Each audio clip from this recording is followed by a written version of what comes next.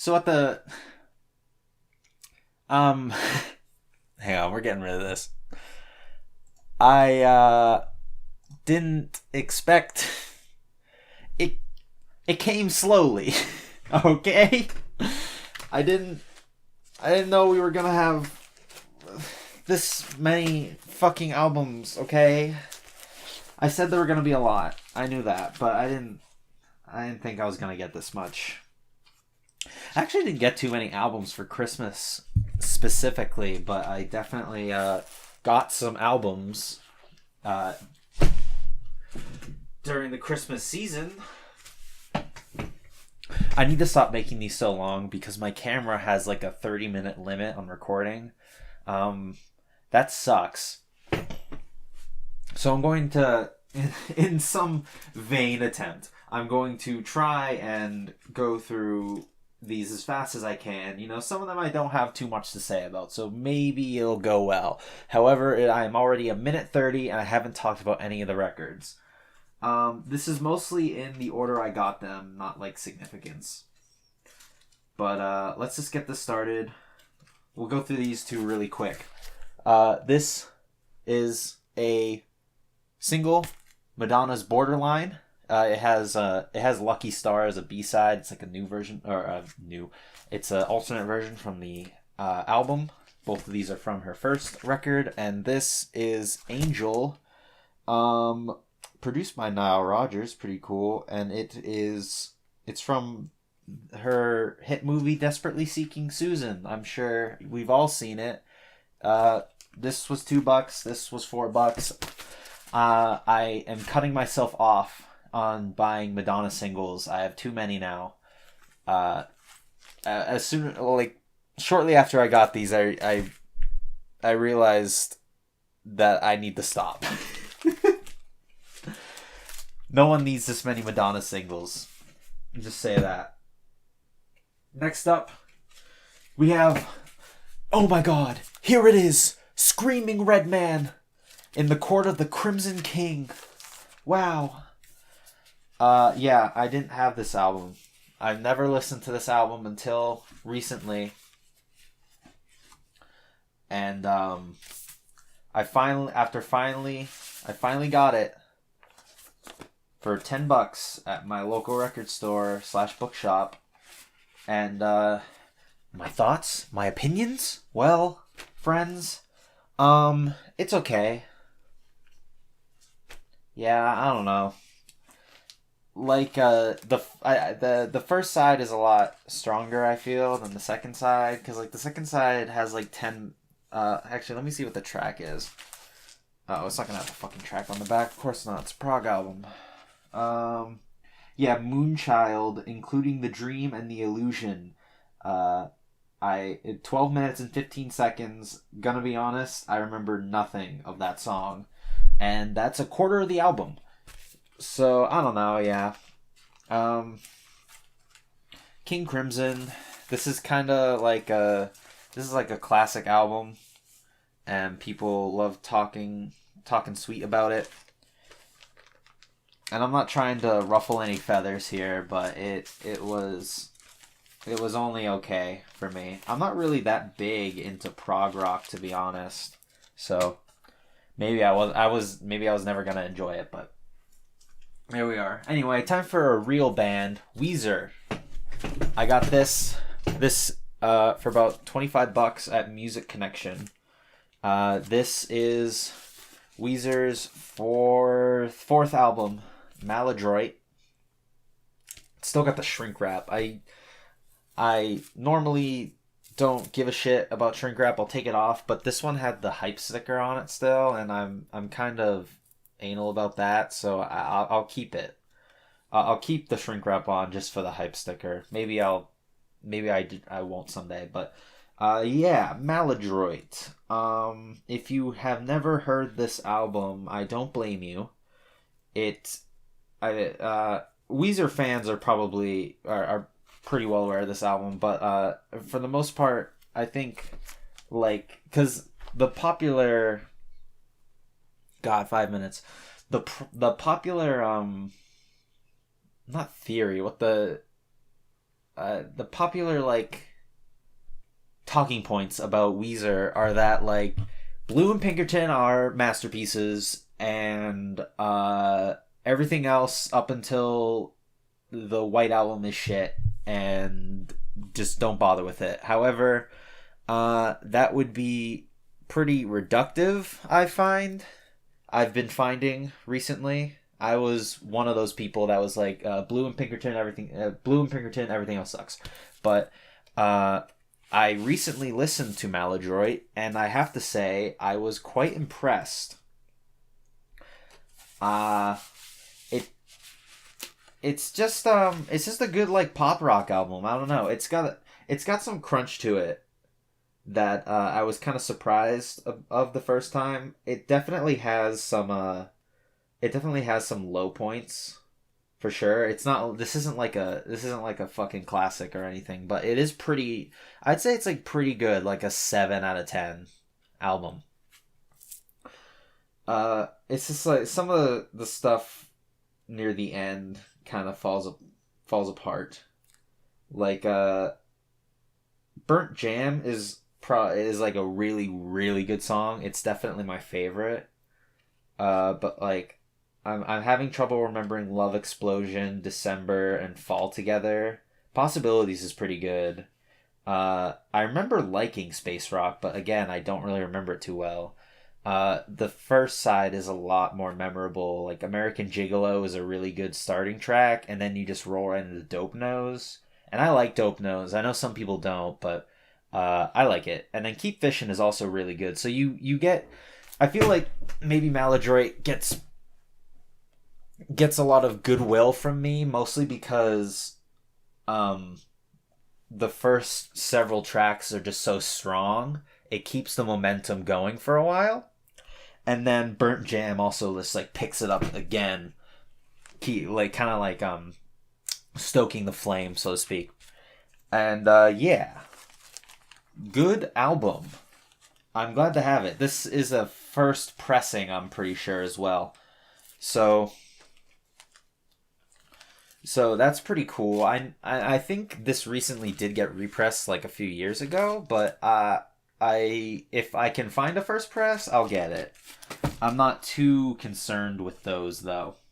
All right, next up, this is Bon Iver's For Emma Forever Ago. Bon Iver, I'm not very familiar with. I know of them or something like that. I say or something like that because I didn't know who Bon Iver were, and I thought I thought Bon Iver was one guy, and two that it was Bon Iver.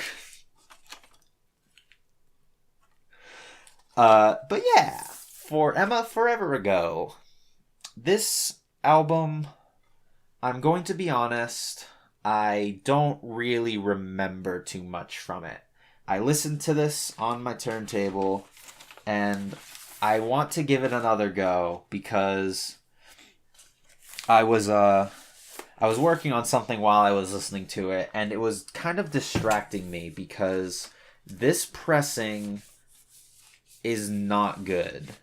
It's really pop, like there's so many pops, and it's really staticky. It's just not great. I only paid $14 for it, so I don't feel burnt or anything. But if you are a Bon Iver fan, and you're just getting into collecting, don't bother getting For Emma, because you're not going to be happy with what you hear. And I looked it up online, and it just pretty much confirmed that everyone else has the same problem I did. It's just a shitty pressing, and that happens sometimes. You can't expect every pressing to be like magical or whatever, and that's fair enough, I suppose. But yeah, it's a shame. I'm going to give the album another shot because I just felt distracted when I was listening to it. Okay, next up is our final Vinyl Me Please release, and this is Aretha Franklin's "I've Never Loved a Man the Way I Love You." This is the final essentials from my 3-month stint with Vinyl Me Please, and this pressing sounded really good. I haven't been showing the records recently because they've again with this shit, because they've all just been in like standard black, but I'm going to try and I'm going to show you guys this one because this one is very pretty, and this album was pretty good as well. I don't know if I'm going to listen to it again anytime soon. It's not really my kind of music, but nonetheless, it's got Respect, a classic song, and it's on this really pretty, like, kind of lavender swirl. One thing I find interesting about Aretha Franklin's cover of Respect is that probably a lot of people don't know it's a cover, and then we can go even further than that. Whereas I would say that it's barely a cover, because if you've heard the Otis Redding version of Respect, it's a completely different song. And once again, Vinyl Me Please, guys, please, for the love of fucking Christ, make it so that your albums are stored good. It's kind of poking out. I don't know if you can see this. I say that so many times. The album's kind of poking out, and I can't really help that. I can show the print. Maybe the print is the reason why it's having such a pain. But yeah, it's just a picture of Aretha. She belting her, getting those pipes going. She's got a really good singing voice. She somehow never heard of Aretha Franklin before. But yeah, this is a good pressing. It sounds wonderful. It comes with this little book too, but I'm not gonna thumb through it. It's like a lyric sheet. It's nice. But yeah, Vinyl Me Please have been they've been going through a lot recently, and a lot of people on the subreddit for Vinyl Me Please, it's like the only place you can talk about the company, because they had a forum for a while, but they took that down for reasons I'm not really quite sure. And yeah, people have been reporting that they haven't been getting their orders in, or they're just overall dissatisfied with the service. Just stuff like that. It's been like a countless upon countless complaints and like poor service on their end. I wasn't really planning on staying after the 3 months anyway, but the experiences people have been reporting have definitely soured my opinion of the company. Even though I personally wasn't affected in the slightest by any of these problems. I got all my records on time and whatnot. That doesn't really excuse like the people who got like 10 pressings of like Mobb Deep's The Infamous, while other people didn't get any. It just sucks all around. Not to mention, I'm not really interested in what they're releasing for their essentials or hip hop or classics for that matter. I got my Queens of the Stone Age, and I got a couple other cool records, so I'm fine. I'm happy. Next up is Midnight Oil's Diesel and Dust. I got this for about $16, and for some reason this outer sleeve is tight as shit. I don't know why. And here we have the Aborigine children. Some of them seem to be happy, but most of them aren't happy for obvious reasons. If you know any of the songs on this album, chances are you do know "Beds Are Burning," which was a 80s pop hit. Great song. In fact, this album is actually just pretty good all around. If you're into like alt rock from like the late 80s or whatever, Midnight Oil is Diesel and Dust. Good album. They're from Australia, and I will refrain from making any comments relating to Australian current events. However, I'm pretty sure that Midnight Oil would be none too pleased with the current affairs of the country. They're a political band. Before I move on, this I didn't notice this until I bought this, but this spine is terrible. And if I noticed this, I probably wouldn't have bought it. I personally, like Brian, for example, he doesn't really care too much if the outer cover or whatever are in the best condition, but I'm a little more particular about that, and stuff like this, especially if this is what I'm going to be seeing a majority of the time when it's in my collection, and this is the sorry state for a spine. It's mostly just like chewed off or some shit. You can barely make out the cover. Just a shame, but it happens. It's it's a 30-plus-year-old album, so it's bound to go through some shit. Okay. This was pretty much all from one trip so far that I did earlier in the month when I was going out Christmas shopping.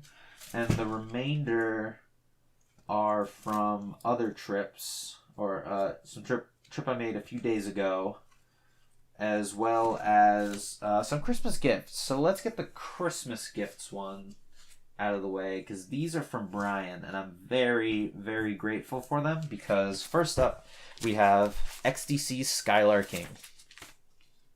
I got into XTC earlier this year, and I've really liked their stuff. Skylarking in particular is just I'm sad I hadn't heard of it sooner, because it's such a great album. Chances are you've heard it already, and Brian got me a pressing of Skylarking from the 80s that has Dear God on it, which is something I mentioned to him that I was disappointed, I was disappointed that some pressings of Skylarking didn't have Dear God, and Dear God was when I first heard the song, I was like, whoa. It was one of those songs where you just where it just kind of like stops you in your tracks for a bit, and I'm a big fan of the song. So to find out that it wasn't originally on the album was a little strange to me. Unfortunately, most pressings either have Mermaid Smiled or Dear God on it, and I don't think there's any that has both, which is unfortunate, because Skylarking is one of those albums that flows into one another, and I think removing any song, it kind of disrupts that, especially like if you put Dear God in the middle of the album, or like near the end of the album, like in between tracks. The version I listened to had Mermaid Smiled, and it had Dear God as the final track instead of Sacrificial Bonfire, and I think that's the way to do it. I don't know if there's any pressings that do that. There might be like a recent repress that does. I'm not sure. Regardless, I will take Dear God over Mermaid Smiled if I have to, and I'm very grateful for this gift. So if you're watching this, Brian, thank you very much. Now on to part 2. Ladies and gentlemen, we got him. It's Depeche Mode's Violator. Another band I got into this year. You can see the progression I go through of knowing nothing about Depeche Mode to getting pretty deep into them. And don't take that out of context. The Violator was an album I've been wanting for a long time, obviously, and it's an album that I've never been able to find in person. And it had been on my want list for a while, and I was thinking of just biting the bullet and picking it up, but Brian did the dirty work for me, and I have to say this pressing sounds really good. Same with the Skylarking pressing, it sounds good as well. One thing I will say, I love the album art for Violator. Like such a raunchy, like borderline disgusting name for an album. And then you have this pretty little rose kind of accentuating it, and Violator is written in this nice cursive. I have to wonder if maybe I'm overthinking this, but it kind of looks like the stem from the rose is almost like a blood drop, but I might be overthinking that. Another thing I like about this album is God, what the fuck do you call this thing? The inner label. I'm showing my greenness. Yeah, the inner label, basically, like the label. Okay, the label on the record. It looks good. A lot of you'll see a lot of albums that just have like Geffen Records or Atlantic, and it just like has like the name of the album, but or just like the track listing or whatever, and like, you know, that's fine, but it kind of homogenizes them in a way because it's just like the label. It's just like the label's logo and stuff. This is a little more sleek, you know. It's got like the Depeche Mode kind of downward like this, and you know, it's got the album art Violator, and it's got like the track listing, you know, all the stuff. It just looks good, and it fits with the art of the album. Also, WCSB, I have to assume that this was a radio station's record that they used, and that's really cool. I like that a lot, actually. You know, we got the inner sleeve. It's got the lyrics, and it's got the rose again.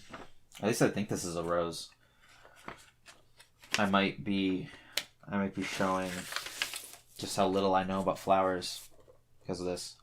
Unfortunately, the inner sleeve is a little rough, but that's just that just goes with the territory. Again, you know, these albums are over 30 years old, so they're bound to end up like that. It's not a big deal, basically. 23 minutes. You know what? I'm gonna play it safe. I'm gonna stop it right here. I'm gonna stop the recording right here, and I'm going to resume for part 2. Starting right now. So yeah. Thank you again, Brian, very much for getting 2 albums that I've been meaning to get for a long time off my want list. And I hope you enjoy the Stone Roses I got you. That's actually an album I need to get too. But it wasn't cheap. So next up, I got this off some guy on Reddit. In the Vinyl Collector subreddit, and this is Broken Social Scenes, You Forgot It in People. Broken Social Scene is... I'm having trouble remembering if I've ever talked about them on here, but I don't think I have. Basically, Broken Social Scene is a Canadian indie rock supergroup. They have all sorts of artists in their ranks. Canadian artists, rather, in their ranks. And let's see. I'm just gonna rattle off some names here. And we got Andrew Whiteman, Leslie Feist, James Shaw, Susanna Brady, Kevin Drew, Emily Haynes, Jessica Moss. Andrew Whiteman's on a lot of these. I'm trying to remember the name. I think I already named the guy from Stars, but basically he's in this band too.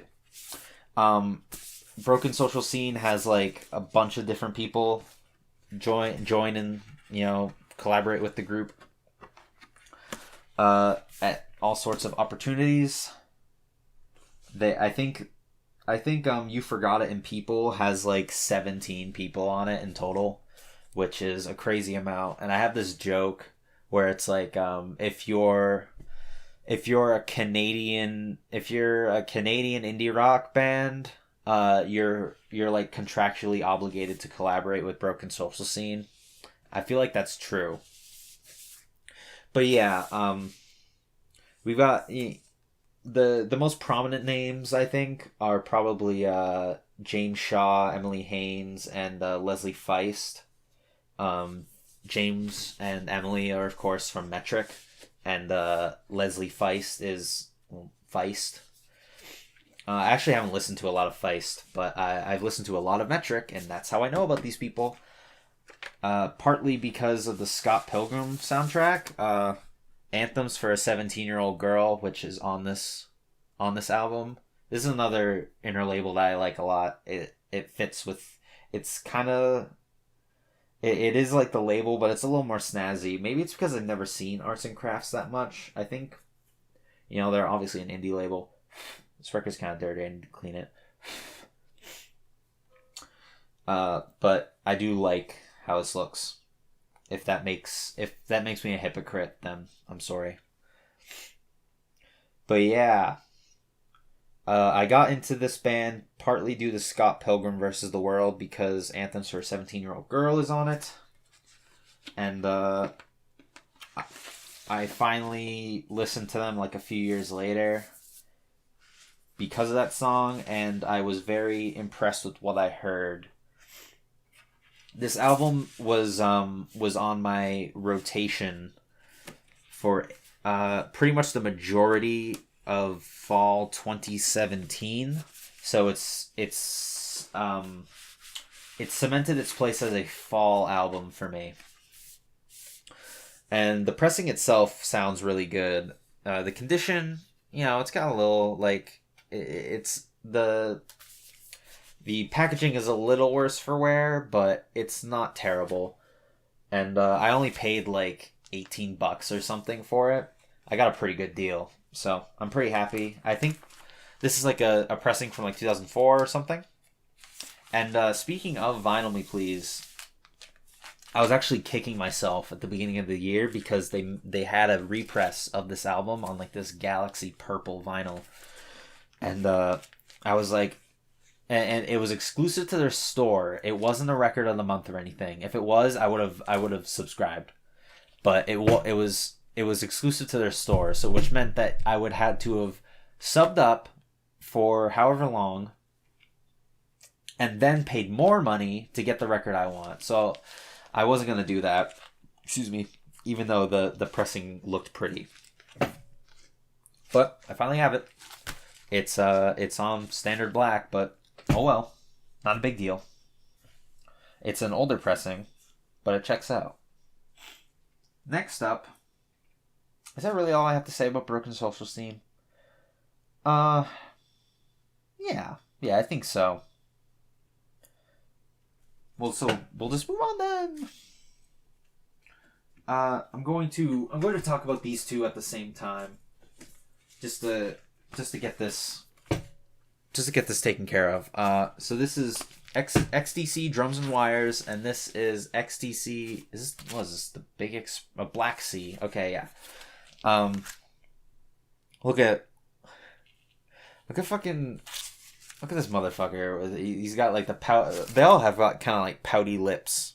Well, not all of them, but the Andy Partridge in particular looks really funny here. So I haven't listened to Black Sea yet, but I did listen to Drums and Wires, and it was pretty good. I liked it. I think I like XTC's 80s stuff a little more than their 70s stuff. This is 79, right? What year is this? I still need to listen to this to Black Sea, so I'm not gonna pass judgment until I've listened to it. But yes, I like the album cover for Drums and Wires, but I'm definitely a bigger fan of Skylarking, Oranges and Lemons. There's Oranges and Lemons, right? I always get the fruits mixed up on the album names. In any case. And None Such. You know, None Such is a 90s album, but still. Their later work. I like XTC's later stuff a little more. I'm gonna... that's not to say I didn't like Drums and Wires. I just felt it was pretty good when I think their later stuff is really good.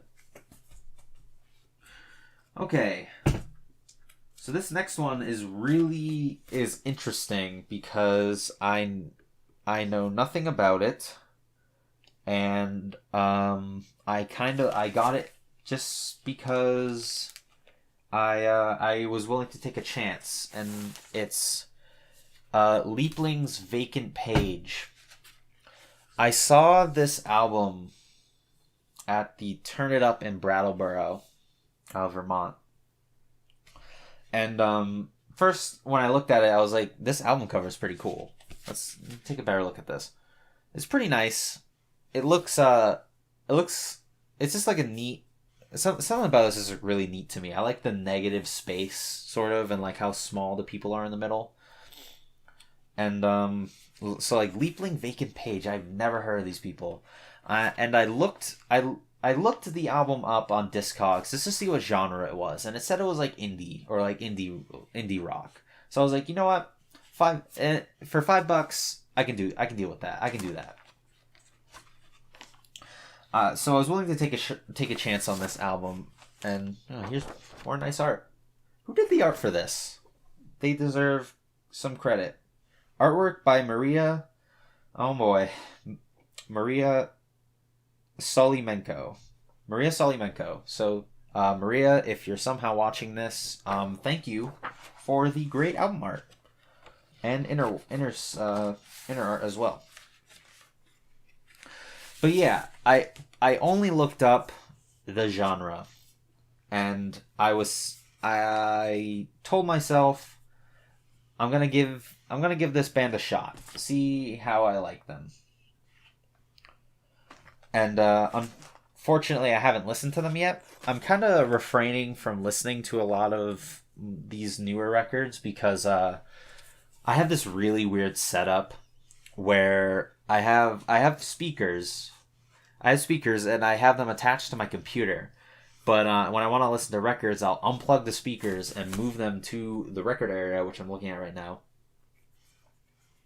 And plug them in and what forth, and just and listen to them through these speakers. And they're just like typical Edifier bookshelf speakers. They're pretty standard. I actually got them for my turntable, and then when I built my computer, they kind of became my computer speakers. Back in like early 2017. And they've it's just been a hassle, and it's sort of stopped me from listening to records more often because I have to go through the rigmarole of moving the record or the speakers around. So I bit the bullet and I finally bought myself some new speakers, and I'm waiting for those to arrive. And it might be a little bit. Oh, anyway, about Leapling Vacant Page. Kind of like what happened with the Fly Seville, where I spent $5 on some band I never heard of and came out very happy. I'm hoping the same will be the same for Leapling when I eventually get my new speakers and I listen to it. Also, this might be a little vain, but I saw on the Discogs page that there were 2 pressings of this album, one on standard black and one on like a colored clear snow sort of thing, and I saw that it was the alternate pressing, and I'm such a fucking sucker for colored vinyl, guys. You don't understand. So even if I end up not liking this album, at least it looks pretty. But yeah, hopefully I end up liking it. I'd be happy to. I want to like it. But yeah, I've told myself that I'd like to try and take some more chances when I'm going out and shopping for albums instead of just buying albums I know. And I have been burned a few times, like with the Kissing the Pink record. I did not like that much, and I'm sure there are others, but there's also Viva La Rock or Carousel. So overall, worst case scenario, I don't like the album and I wasted $5. Big deal. Next up, we have Public Image Limited album. Brian recommended I get this one, and again, I haven't listened to it yet. But this was Johnny Rotten's label. This was Johnny Rotten's synth pop band that he made after the Sex Pistols. Now, I'm aware of the Sex Pistols. I don't have the Sex Pistols, but I'm aware of them. And, yeah. I'm down for some synth pop. Does it say Master Disc? Oh, okay, no. It doesn't say Master Dick. It says Master Disc in the Matrix. I'm down for some synth pop. I like synth pop. And, Johnny Rotten is at least a name I know. So, hopefully I end up liking this. Again, haven't listened to this yet for the reasons I explained earlier. But this album art, it reminds me of that bit from Everybody Hates Chris where he gets the non-name brand stuff. Please post in the comments if you watched Everybody Hates Chris and you got that reference. Not much else to say about this album except the fact that I paid. This is another one where I kind of took a chance on it, but it kind of came at Brian's recommendation, so it's a little different from Leapling because he had never heard of Leapling either. Should also mention that Leapling, this album is from like 2015. Yes, 2015. So it's recent. Public Image Limited is from like 1980 something. I don't think will it say on here? 1985. 1985. Yeah. I paid $15 for it. You can see right here it says post-punk synth pop. I like post-punk and I like synth pop. So if I don't like it, oh well. No big deal. $15 is a little heavier than $5, but it's not too bad. Next up, I'm actually gonna move this around a little. We'll save that one for the last. It's not a doozy, but oh no, we'll save this one for last actually. Alright, so next up, I won't say too much about this. This is Tears for Fears The Hurting. I spent $12 on it. It sounds great. Tears for Fears. One of my favorite albums of the 80s, songs from The Big Chair. The Hurting is also very good. However, I do think that Songs from the Big Chair is better. I do want to say, I think it is amazing that Tears for Fears kind of like came out of the gate swinging so hard. Cause like this album, if you've never heard it before, give it a listen because it's got some really good tracks on it, including Mad World. I will not be hearing any besmirching of the Tears for Fears version of Mad World. I like the Gary Jules version, but the Tears for Fears version doesn't need to be disrespected. And I don't think this is a first pressing. I was actually confused when I saw this in the record store because this isn't. This album cover is not the album cover I'm used to seeing for this album. And Brian explained to me that this is like probably a US pressing, which makes sense because I am in the United States. Whew. I will say I do not think this album cover is very good. I think it is actually quite bad. Like why Why didn't they just blow this image up all the way and just put? And it's just got this bad looking border. The other art looks better. It's basically of like a baby crying, which, you know, it's a little like, okay, relax, guys. But the album itself is good, so it's justified. Whew. I should probably start listening to Tears for Fears' later stuff. Like, I've never listened to the Seeds of Love. I listened to the first track on it, and I liked it well enough. But then I saw, like, the length, and it's almost like an hour-long album. That is crazy to me. Not to say that Tears for Fears haven't had, like, long songs. Like, Shout is, like, 6 minutes, but I don't know, man. Also, like, an album named, like, The Seeds of Love, just, like, such a goofy name. I don't know. If you've listened to The Seeds of Love and I'm being an asshole about it, let me know in the comments. Okay. Generation X KMD Sweet Revenge. $15 at Turn It Up. I actually saw this at the Turn It Up when I went last time a few months ago.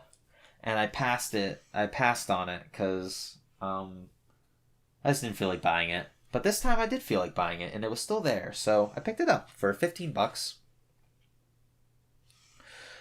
If you're unaware, Generation X was Billy Idol's punk band before he went solo in the 80s. This is his 70s punk band, and this album was okay. It kind of went in one ear out the other, personally. It has, well, first of all, let's check this out. Like, whoa, guys, whoa! A girl, and she's, like, kind of naked. Anyway, this actually has Dancing With Myself on it, because Dancing With Myself was originally a Generation X song that Billy Idol re-recorded when he went solo, and it blew up as a solo song, and people don't really remember the Generation X version. And it's actually a different recording, and I'd say it's not as good. I think the re-recorded version that he did is a little better. And overall, this album was fine. Maybe I'll give it another listen. But this album immediately caught my eye in the Turn It Up, because just looking at it, it just looks and feels like a bootleg. And I should have looked this up before I did this, but I'm still not sure if this is a bootleg. I think this was I think this album was unreleased and then later got released by some label called Munster. It doesn't have a date. They're a German group or German label. But yeah, it just it gives off like a bootleg vibe. I don't know. I think it's the font that does it for me. But it is on 220 gram Munster Extra vinyl, and it sounded fine. So, just because it's a bootleg, if it is a bootleg, doesn't mean it has to sound terrible, as we've learned from that My Bloody the My Bloody Valentine bootleg. Oh, mama. Next up, I won't have much to say about this. I got this at my book/music store. It's Parquet Courts. I hope I'm saying this right. Wide Awake. This is actually Brian's copy that he sold to the store, and it ended up in my pockets, unbeknownst to me. When I was ringing it up, the clerk was like, "Oh, Brian, isn't this yours?" And I was like, "Fuck me." It was just really funny to me. Yeah, Brian said he gave this album a shot and he didn't really like it. I have heard, I think, a Parquet Court song, and I thought they were pretty good. So on that impression, I decided I would pick this album up. And I'm looking forward to listening to it. And I hope it ends up being a positive experience. Jesus. I can feel my voice kind of starting to go. How many records have we gone through? 1, 2, 3, 4, 5, 6, 7, 8, 9, 10, 11, 12, 13, 14, 15, 16, 17. I got 18 records this month. And I'm going to say this right now. I am not going to have that many records this month. However, if things go according to the if things go the way I think they will, it's going to be a quality over quantity situation. Not to say that these albums aren't good, but I'm going to get some fucking grails this month. And speaking of grails, let's finish it off with a bang. For Christmas, I got The Best of Me by Rick Astley. My brother got me this, and at first I thought, alright, pretty good, dude. Not pretty funny. Although you may be confused. It's like, oh, Rick Astley, the never gonna give you up guy. Haha, funny meme man. But you'd be sorely mistaken. Because Rick Astley is a soulful man, and to enough of the bit, Rick Astley is actually really good, and I knew this before I got this album, but this has sort of like reinforced it, and it's 2 LP, not a gatefold. It's just in this, nice.